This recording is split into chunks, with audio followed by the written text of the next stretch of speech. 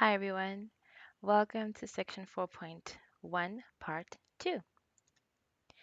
In this section, we are going to be looking at what a CDF is. You've come across it, so it's very similar. So now we look at it in the context of continuous random variables, and then we'll see how it's represented, as well as how to find probabilities, and then like you did in chapter 3, you need to be able to find a PDF from a CDF and find a CDF from a PDF. So that's what we're going to cover in this video. And before we get into that, I just want to give you now some very important consequences of something that we talked about in the previous video. Okay, so remember in the previous video we said that the probability that x is equal to any specific value is always equal to 0 in the continuous case. And I showed you an intuitive way of looking at it. And now that you know how to find probabilities from a PDF, you can actually prove it more rigorously. And this is how you would do it. So if you wanted to find the probability that x is equal to c, then you end up with an integral that looks like this. So you can look at it in a bit more detail, and the answer will then come to 0. What I want to focus on though is now the implications of this result because it actually has some special consequences in the context of chapter 4. So for continuous random variables, this less than or equal to sign is exactly the same as the less than. So whether you see this sign or that sign, it means exactly the same thing. It doesn't make a difference. Similarly, for the greater than or equal to sign and the greater than sign, you'll find that those two things are also meaning the same thing. And I'll be able to show you just why. So the implications now, in a little bit of a more of a practical setting, are that if I ask you to find the probability that x is between A and B, what that means is it's exactly the same as saying what's the probability of x strictly between A and B. You know, that equality doesn't make a difference. So this is also equal to this case. So even if one of them was not a strict equality, like in these last two cases, they all amount to the same thing. So here I'm going to show you why this comes about. So hopefully it'll be clear for you. So let's just take an example. What if I want you to find the probability that x is less than or equal to b? I want to show you that this is equivalent to probability of x strictly less than b. So what I can start off by doing is splitting this up into two parts. So I take the part that covers strictly less than b and then x equal to b. So these two things are equivalent. So I've just split up the left-hand side. Now you know that x equal to a specific value when x is continuous is equal to 0. So that only leaves you with this term.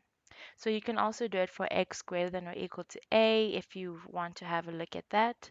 So the point here is we're a little bit more relaxed about signs now because of this. On page 163, you will now find the definition of a cumulative distribution function. Fortunately, if you're familiar with the chapter 3 definition, you will recognize this to be the exact same definition. There's just one last part that I have covered here, and I just want to show you that you can immediately start to see where it comes from based on what you know now. So let's look at an example before we have a look at what is covered there. So here I've given you a PDF, and I would like you to just indicate which is F1. So notice we use the capital letter here for the CDF most of the time, and then the lowercase for the PDF. So I want you to indicate where is F1, where is F minus 1, and then for each of these cases, I want you to write out how you would find f1 and f minus 1 in terms of an integral over fx. So I think you should try this on your own. So just pause the video now, quickly attempt it, and then we'll look at the answers as soon as you get back. Okay, so this is what you should have gotten. So remember, fx is the probability to the left of x. And we already know from the previous video in part 1 that if you want to find any probability, you need to look at the area under your PDF. So in this case, let's start off with f of 1. It's the probability that x is less than or equal to 1. So what you need to do is to draw a vertical line at 1 and then shade in all the area to the left of 1. And then for f of minus 1, you draw a vertical line here and then shade in all the area to the left. So I hope that's what you got. Now, if you wanted to calculate this, you would integrate from minus infinity all the way to 1. So all the way beyond this minus 3 that's not even shown, all the way back there, minus infinity, and then all the way up to this point. You'd want to find the area under this graph. So that's why you integrate from minus infinity to 1 over that function. So similarly, if you wanted to find the area to the left of minus 1, you would do the same thing, minus infinity to minus 1. Okay, so I hope you're starting to see a pattern. You know, if somebody wants to find x less than or equal to some value, what does this integral look like? So that's what I have hidden, and we're going to go back and look at that. Okay, so x just represents any value on your axis. So it could be here, there, there. It doesn't matter where it is. It's absolutely any value. And if you want to find the probability of x being less than that specific value, then you're going to integrate from minus infinity to x. So notice here in this formula, I put a different letter. So I put it in terms of t. Now, the reason for that is because x is already in use here. It is representing a number on the axis. So it's not correct for you to use x here to represent your random variable and then x again to represent that specific value. So you'll also find in the textbook, I think they actually use fy dy.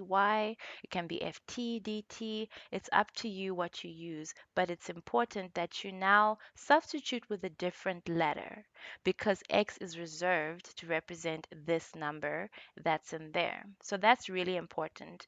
So even in a test or an exam, you will, I usually do deduct marks if I find you putting an X here, here, and there as well. Just pick a different letter, even if it's Z or T or Y. Make sure you make it different so that it's mathematically correct. Now, this CDF, there are different ways of representing them. Let's focus on the two ways. You're probably already familiar from chapter 3. So the first way of representing a CDF is using a formula. And you had that formula in chapter 3, which was a step function. And in this case, you're going to have some continuous line. So this is how, this is just an example I've given. So the CDF, in other words, the probability of x being less than some value will be 0 if you take a value less than minus 1, or it'll be x squared for an x value in that interval, and then it's 1. So remember, um, pretty much what they're saying here is all the probability lies less than 1.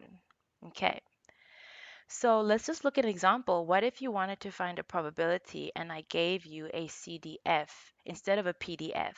Okay, so let's try this. I don't know if you want to try it on your own. You can pause the video now if you do, but I'm gonna show you how to do it. I'll give you another example later to try. So if you have this probability, let's compare it with that part of this equation here. So clearly this zero point 0.5 is representing your x. So that means, in other words, we're asking you to find f of 0.5. So now what you're going to do here is just like what you do in calculus. If I give you a function, you just substitute the zero point 0.5. So zero point 0.5 lies in this interval here. So that means you put 0 0.5 squared, and then your final answer is 0.25. So something I just want to emphasize here is that you don't integrate a CDF. This function represents the case where the integration has already been done. This is your integral. This is what you would have gotten if you integrated, but you didn't put in any specific values. So just watch out for that in a test or an exam. Do you have the PDF or the CDF? If you get a PDF, you integrate. If you get a CDF, you just substitute if you want values to the left. Okay, well, probabilities to the left. Probability of x less than 2. All right. So here, just to emphasize the fact that less than is exactly the same as less than or equal to 2. Now we can see that this looks exactly like what's in the definition. Okay, so remember what I told you in that first slide there. These two things are identical. So now in this case, x is equal to 2. So you follow the same procedure, f of 2. In this case, 2 is greater than 1. So f of 2 is equal to 1. So remember, probabilities always add up to 1. So they're saying here all the probability lies to the left of the value of 1. Okay. Another thing you'll notice in chapter 4 is because this equality, non-equality is not a big deal, we're not as finicky in the CDF about where is it less than or equal to or less than and so on. Most of the time you don't have to figure it out. Just use what's given in the question. Okay. But in case you find that maybe they put the less than or equal to over here, you'll come to the same thing in your CDF. Okay, so don't stress so much about signs for your continuous CDFs. Now, the second way of representing a CDF is a graph, which you should know from chapter 3. You used to have a step function, but now here it's going to be a continuous curve. Okay, or not necessarily a curve, it could be a line. So let me say a continuous line. The important thing is that it's continuous. And if I gave you a graph and I wanted you now to find a specific probability, let's say the probability that x is less than or equal to 0. Okay, so in this case, our x is 0, the lowercase x, and we're looking for f of 0.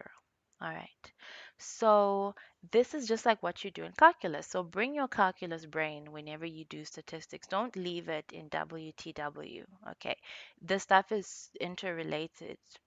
Yeah, it's interconnected. It's related. Yeah, you know what I'm trying to say. So bring your calculus. You need it. And now if you're given this function fx, just remember, how did you do it in calculus if you wanted to find f of 0? So x is equal to 0, and then on this axis you'll get your f of x. So specifically here, we said it's 0. So then you're going to go up from the line, and then you're going to go across. All right. So in this case, that means I think the answer is approximately 0.45. So that's how you do it. Okay.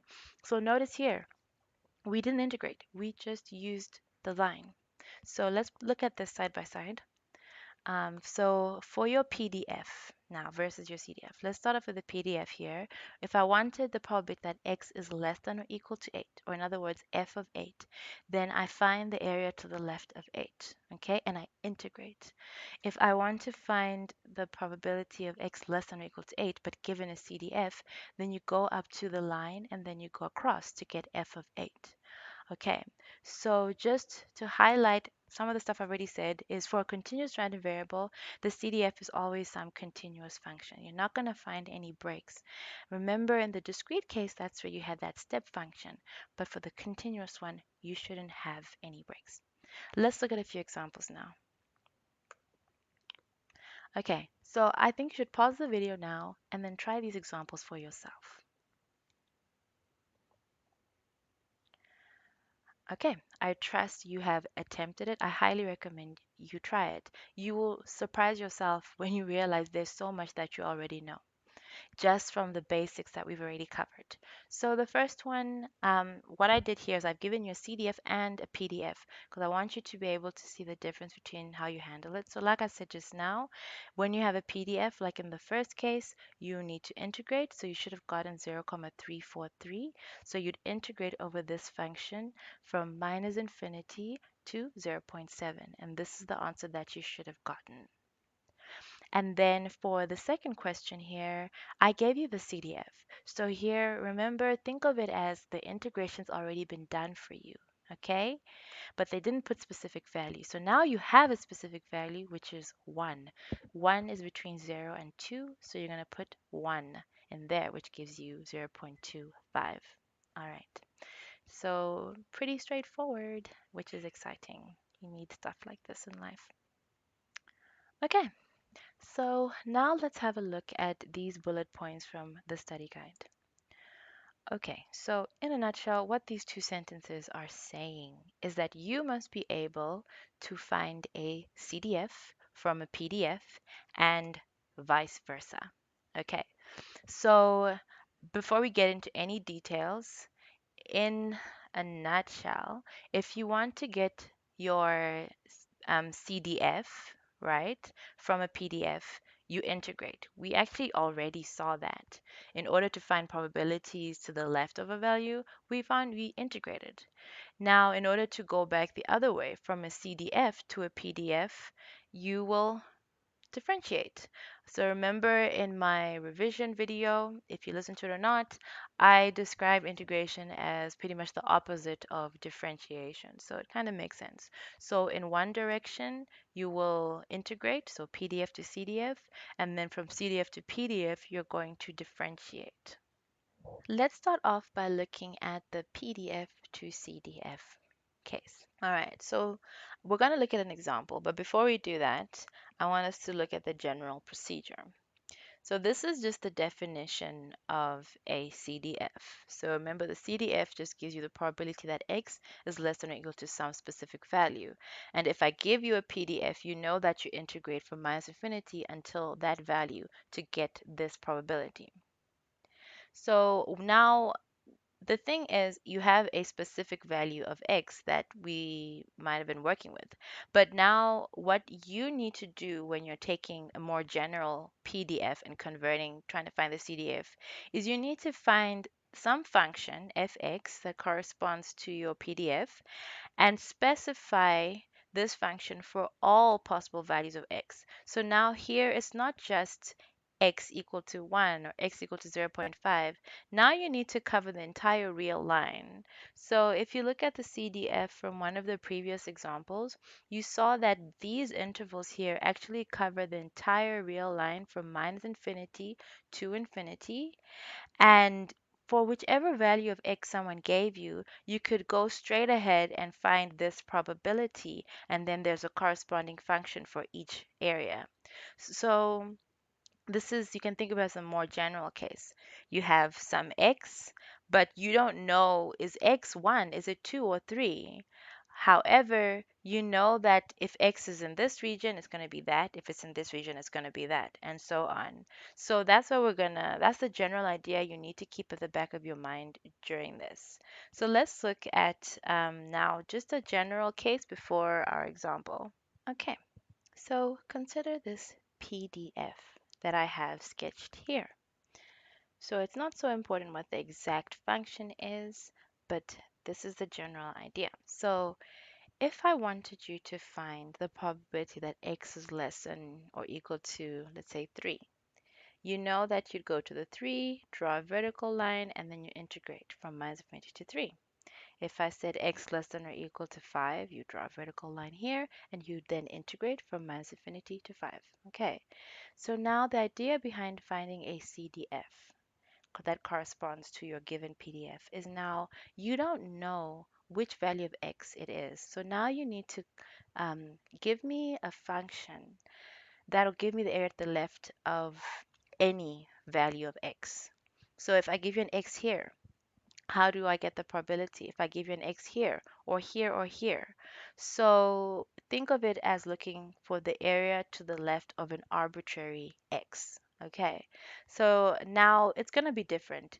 If you have an x in here, then you only want like a little triangle there. If you have x in here, you want all of this and then part of what's under C. Okay, so now you need to consider the different regions that you have. So you would have been given a function that is divided on different areas. It might not be here, it's like five different regions. It could be two, it could be three, depends on the question. And then you need to make sure that you cover x's in the different regions. So we're going to start off with this region A. Okay, if I give you a value of x that is in region A, so let's say my value of x is, let's say over here. All right, so that's my value of x. It could be here or here, anywhere there. If I ask you to find what's the probability that x is less than or equal to this value, I think immediately you can see that there is no probability to the left of A. This one's equal to 0 on this side and 0 on the other end there. But I want to show you now explicitly and rigorously how you would now work at this, step by step. So in a test, you just go straight away and say 0. But this is now how it goes theoretically now. So let's say you have x less than 0.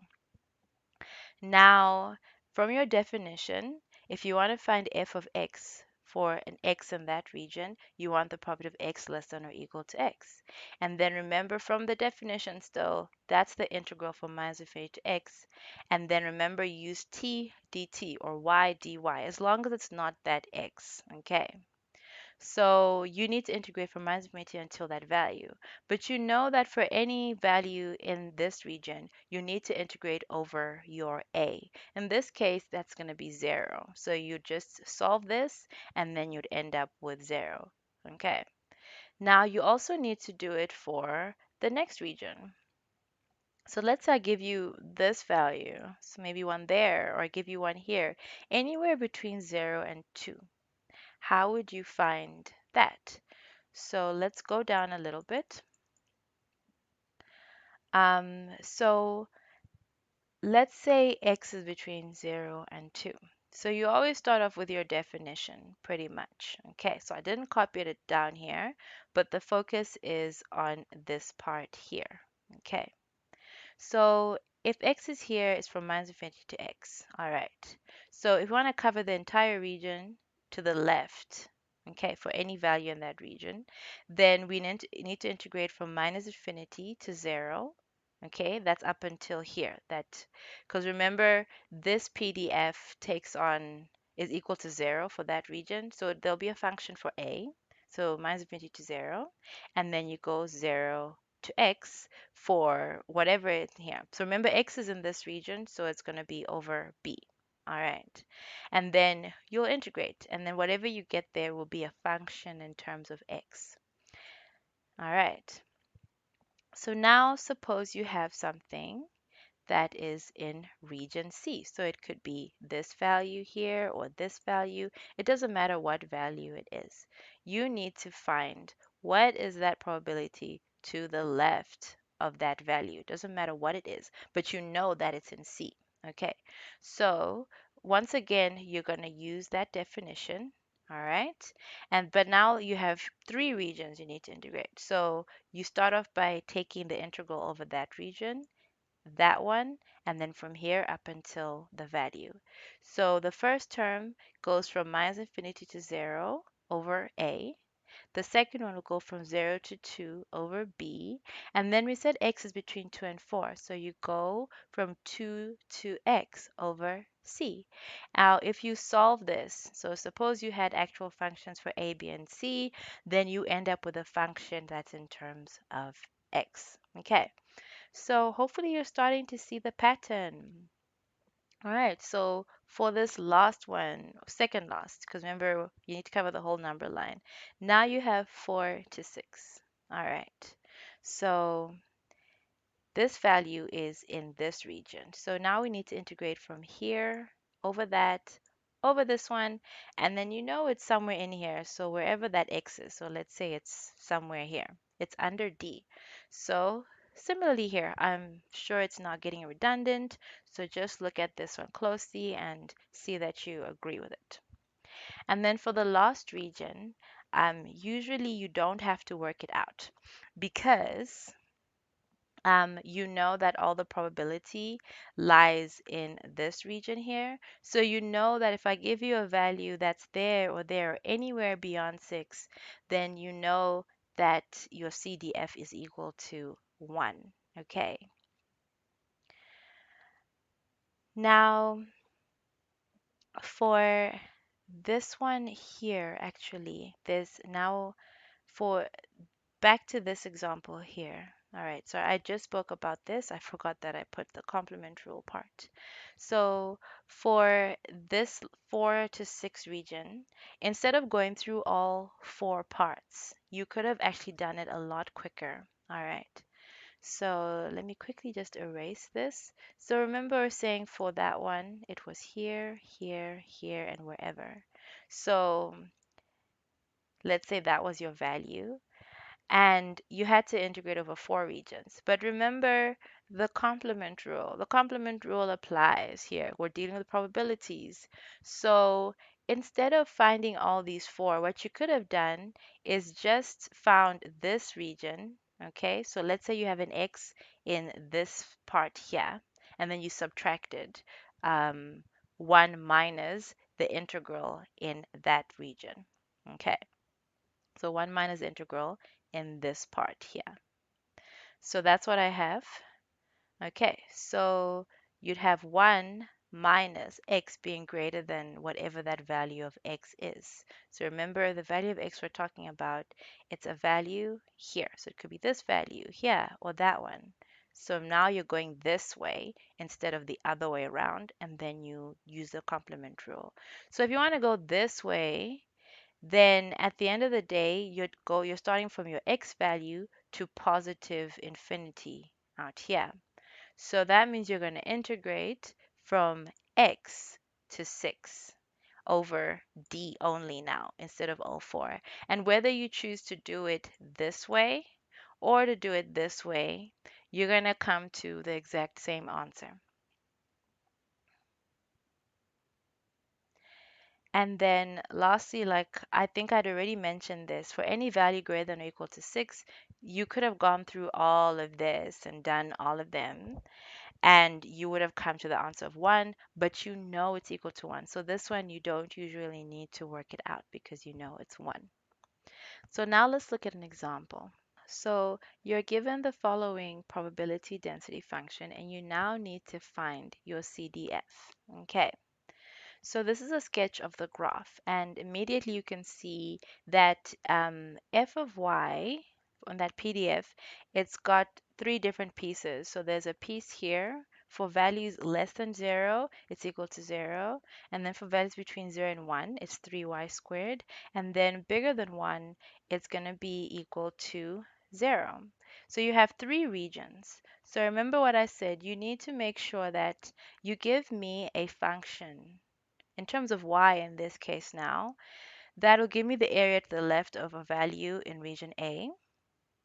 And then you need to give me another function for a value that's in region B. And then to cover the whole line, obviously now you need a function to cover region C. So let's start off with region A. If you are given a value of y that is in region A, and you wanted to find the probability of your random variable y being less than or equal to that value, then you would need to integrate from minus infinity to the value of y over that particular region. And in that region, you can see from the PDF you are given, the graph is equal to 0, and even from the sketch itself. So automatically you can actually go straight to the answer and say that f of y for values of y less than 0 is going to be equal to 0. There is no probability there. So this is how it would look if you wanted to be very rigorous and write all the mathematics behind it. Now, if I give you a value of y in this region and you want to find the probability to the left of y, you'd integrate from a and up over region A from minus infinity to 0, and then from 0 up until that value of y. And then this is what you'd get. So the 0 is coming from region A, And then remember, there's some probability between 0 and y. And then the graph in region B is 3y squared. But remember, I said you're going to need to use a different letter because you can't use y to represent your value on this axis as well as the random variable in the equation there. So here we use t. So this 3y squared becomes 3t squared. So everywhere there's a y, you put a t and then you integrate with respect to t. So you're going to find this integral, and the final answer you get is y cubed. And then what if I give you a value of y in this region? Okay, so if you follow the same procedure, all right, so from minus infinity to 0, that's already 0. So we can now focus on the integral in this region here. So this value of y we're considering is greater than 1. So it's somewhere out here in region C. So that means we need to integrate over the whole region from 0 to 1. So 0 to 1 over 3t squared with respect to t is this almost triangular kind of region there. And then from 1 up until the value in y is this integral. But then remember the graph is equal to 0 in this interval. You see, remember here, it's 3y squared between 0 and 1 and then 0 everywhere else. So if you solve this integral, you should get 1. So in a test or an exam, most of the time you don't actually need to do your region A where it's 0 because it's obvious that it's 0. And then you also won't really even need to do your region C because it's going to be obvious that it's going to be 1. Okay? Because all of the area under the graph is contained in region B. So now that brings us to the final answer. This is how you'd now present your answer.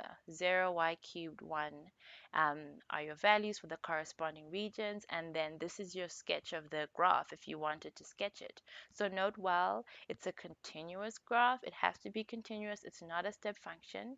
And then something you might be wondering is about these signs.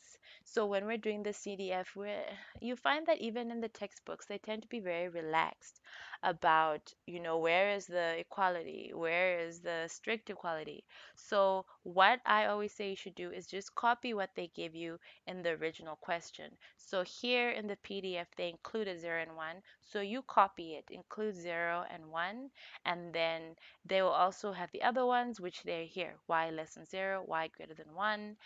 Yeah, it just corresponds to what they gave you. So don't overthink the signs. Just use what you're given in the original PDF. Just copy it. Use the same regions. Here is an exercise if you would now like to try it on your own. Okay, so in this question, you want to find your CDF from the given PDF. I am going to show you the answer in the next slide, but I am not going to discuss this question. So you can do it in your own time. Just make sure to consult or discuss with a friend if you find that you're not getting the answer that I have in the slides. So this is the answer that you should get. And remember, in the textbook, there's another example as well that you can also look at if you feel like you also want to do another similar kind of question. You can have a look at that. The only thing I want to highlight here is remember what I was saying just now that, the signs, just copy them. So you'll see here and here. It's exactly what they gave you. And that as well corresponds to what's in the question. So don't worry about whether it's equality or less on which side.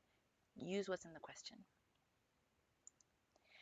Okay, so now I want to look at how do you go from a CDF to a PDF. So this is by far much easier. So it's simply this. So remember to get from a PDF to a CDF, we integrated. So now to go backwards, we're going to differentiate. So if you want to get your PDF, you just differentiate the CDF. So let's quickly do an example. Here, I've given you this function of y. It's a continuous random variable. It's your CDF. So if you want to quickly just try it on your own using this result, you can pause the video now and then we'll look at the answer. Okay, so the answer that you should have gotten is this. 3y squared for the interval between 0 and 1, and then 0 elsewhere. And then the working for this question would have been as follows. So you just stick to the same regions that they've given you. So you start off for y less than 0, what's the integral of 0? It's 0. And then for y cubed, that's in this region, it's 3y squared. And then the derivative of 1 for y greater than or equal to 1 is 0. So then this 3y squared corresponds to that region, so that's where that comes from. And then y less than 0, y greater than or equal to 1.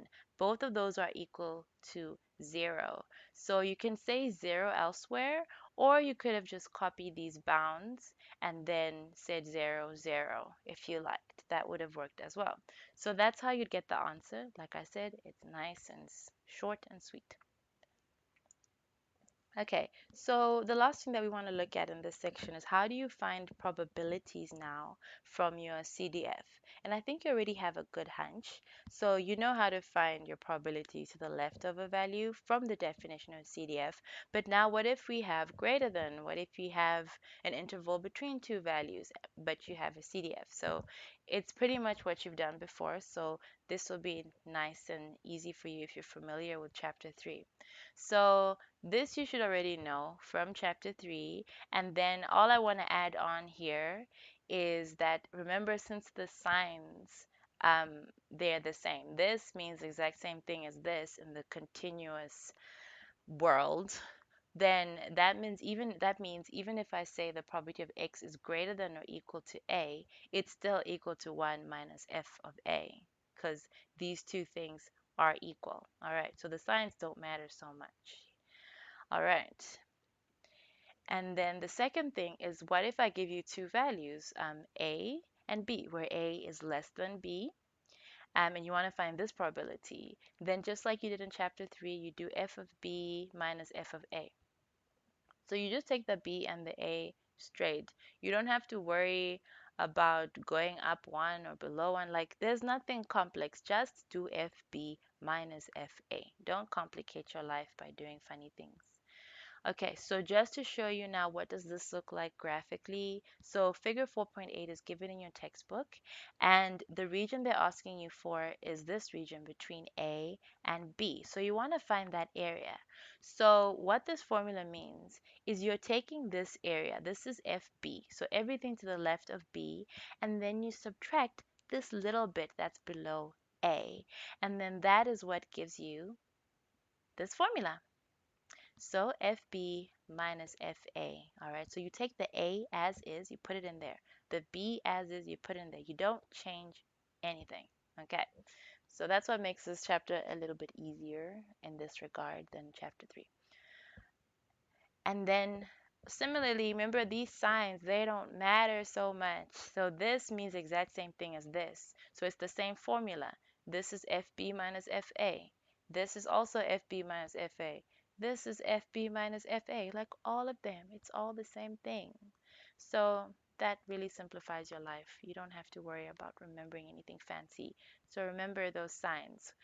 So that's actually another reason why it's so important, why you need to be able to know if you're working with chapter 4 work or chapter 3. Because if you go and do this in chapter 3, I guarantee you'll probably, yeah, the chances are high, you'll get the work wrong if you go and just use it directly. So make sure you do the right thing for the right kind of random variable. Here is an example that you can try. Yes, you can quickly pause the video now if you want to try it now. It's very quick and straightforward. It's an application of what we've just done, and then I'll show you the answers in a second. Okay, so the answer that you should have gotten, 0.3125 and 0.75. If that is what you got, woohoo! Well done. Yeah, look at you. Look at you. I'm so proud of you. All right, so for this answer, remember we said it's FA minus FB. FA is F of 1.5. Sorry. You want F of 1.5 minus F at 1. So you just use this function. You put in your 1.5 in there and then subtract the same thing but with 1 in there. All right, so it's a formula from the previous page, and then in this case, x greater than 1, you're just going to use the complement rule. All right, so I think we are done. Great, I think we've covered everything here. So by the end of this video, you should be comfortable doing all of these things. And like I said before, do lots of practice. You know, I've given you now the techniques, you have the tools, now just practice because these kinds of questions, they can be asked in different ways. Okay? So you need to just learn to answer different kinds of questions and just practice. Practice, practice, practice. That is how you succeed. Yeah, you really can do this. So let's stop here. I hope you enjoyed the video and I will see you again, or you'll join me again in part 3.